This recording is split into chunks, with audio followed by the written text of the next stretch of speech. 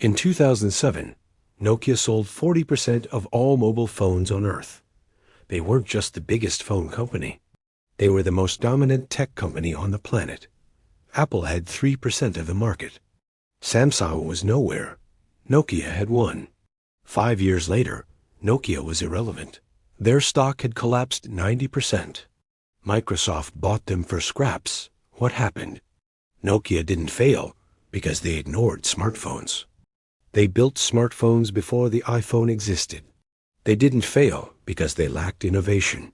They invented mobile cameras, color screens, apps, and mobile internet years before anyone else. Nokia failed because they couldn't let go of what made them successful. This is the story of the fastest collapse in tech history. And it's happening again, right now, to companies who think they're too big to fall. Picture the world in 2007. Walk down any street, in any country, and look at the phones people are holding. Most of them say Nokia. In Europe, Nokia owned 50% of the market. In Asia, they were everywhere. In America, they were growing fast. Nokia wasn't just selling phones. They were part of culture. The Nokia 3310 was indestructible. People joked you could drop it from a building, and it would still work. The Nokia ringtone, that simple 5-note melody, was one of the most recognizable sounds in human history. More people knew that sound than most national anthems. Nokia's revenue in 2007, $73 billion. Apple's revenue that same year, $24 billion. Nokia was 3 times bigger than Apple. They employed 112,000 people. They sold 500 million phones a year, 1 phone every second. Analysts called them the Microsoft of mobile, untouchable, unstoppable. And inside Nokia headquarters in Finland, executives believed it too. We own this market, they said. No one can challenge us. They were wrong. Here's the thing. Nokia saw the iPhone coming. In January 2007, Steve Jobs walked on stage and unveiled the first iPhone. Nokia's executives watched the presentation. They studied the device. They analyzed the strategy. Their conclusion? It's a niche product. It's too expensive. It doesn't have a keyboard. Business people won't buy it. One Nokia engineer later said, "We thought it was a toy." But inside Nokia's labs, some people were panicking. They had already built touchscreen prototypes. They had operating systems in development. They knew touchscreens were the future. But when they showed those prototypes to executives, the response was always the same. Our customers want keyboards. They want long battery life. They want affordable phones. Nokia had spent decades perfecting physical keyboards. They had patents. They had manufacturing expertise. They had supply chains optimized for buttons and keypads. A touchscreen phone would make all of that obsolete, so they convinced themselves the iPhone was a fad. People need keyboards to type emails, they said. Apple will realize that and add a keyboard next year. They waited. Apple never added a keyboard. And slowly, quietly, the world moved on without Nokia. Nokia's biggest problem wasn't hardware. It was software. For years, Nokia used an operating system called Symbian. Symbian was powerful. It could multitask. It supported apps. It was technically advanced for its time. But it was also slow, complicated, and frustrating to use.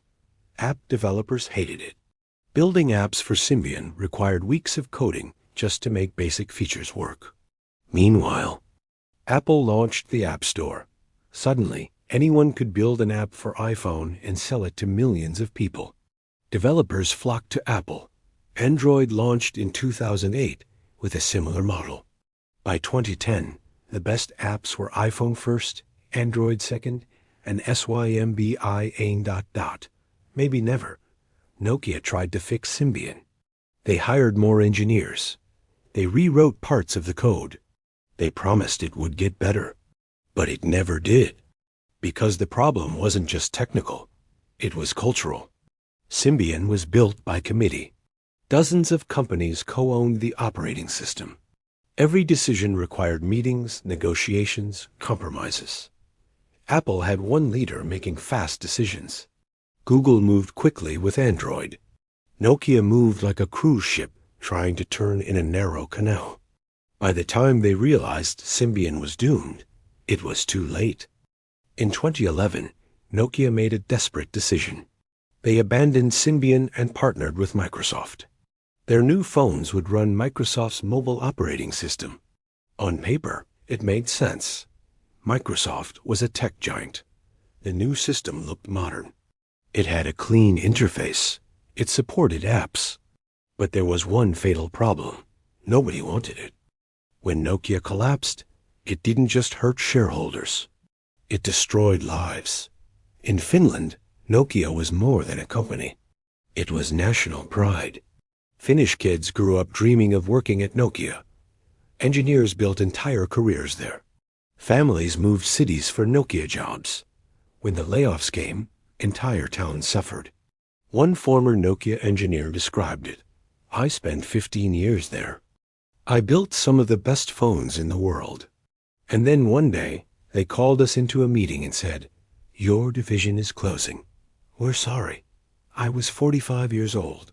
My entire skill set, Symbian development, hardware optimization for keypads, was suddenly worthless. No one wanted those skills anymore. Thousands of engineers faced the same crisis. Some retrained. Some started companies. Some never recovered. In the small towns surrounding Nokia's factories, unemployment skyrocketed. Stores closed. Property values dropped. Young people left looking for work elsewhere. Nokia's fall didn't just end a company. It broke communities. Nokia's collapse teaches 3 devastating lessons. 1. Dominance creates blindness. When you're winning, it's easy to believe you'll always win. Nokia controlled 40% of the market. They thought that meant they understood customers better than anyone. But they were measuring the wrong things. They measured market share. They should have measured loyalty. They measured sales volume. They should have measured user experience. 2. Past success becomes a prison. Nokia was amazing at building durable, affordable phones with keyboards. That expertise became their cage. Every time someone suggested moving to touchscreens, executives asked, "But what about everything we've built?" The answer should have been, "Let it go." But they couldn't. 3. Culture kills faster than competition. Nokia's real enemy wasn't Apple or Google. It was their own internal politics. Decisions took months. Teams fought over budgets. Executives protected their divisions instead of the company. While Nokia argued internally, Apple shipped products. Speed beat perfection. Execution beat planning. Nokia had the talent. They had the money. They had the technology. What they didn't have was the courage to change. Right now, in 2025, Nokia's story is repeating. Look at cable companies clinging to bundles while everyone streams. Look at car companies hesitating on electric vehicles while Tesla dominates. Look at traditional media protecting paywalls and ads while creators build direct audiences. They all sound like Nokia. Our customers prefer what we have. The new way is too risky. We'll adapt when we need to, but disruption doesn't wait for you to be ready. It moves when the market moves. And by the time you realize you should have acted, someone else already owns the future. Today, the same pattern is playing out with AI. Writers, designers, analysts, people in knowledge work are watching AI tools do their jobs faster and cheaper. Some are adapting, learning to use AI as a tool, reinventing their value. Others are resisting. AI can't replace creativity, they say. It can't replace human judgment. They sound like Nokia in 2007. People will always want keyboards. Maybe they're right. Maybe AI has limits. But Nokia was right too, at first. Early iPhones were clunky. Battery life was terrible. Typing on glass was frustrating. But Apple kept improving. And by the time Nokia admitted touchscreens were the future, It was too late. The same thing is happening now. AI tools are clunky today, but they're improving fast. And the people who dismiss them as not good enough might wake up one day and realize the world moved on without them. They make telecom equipment. They license patents. They're profitable. But they're not Nokia anymore. The company that once put a phone in every hand is now a footnote in tech history, a cautionary tale taught in business schools. Nokia's tragedy wasn't that they failed to innovate. They innovated constantly. Their tragedy was that they innovated for the world they wanted to exist, not the world that was coming. They built better keyboards when the world wanted touchscreens. They optimized Symbian when the world wanted simplicity. They protected their legacy when they should have burned it down and started over. And in 5 brutal years, the most dominant company in mobile became irrelevant. The lesson? It doesn't matter how big you are. It doesn't matter how much you've achieved. If you stop listening to the future stops waiting for you.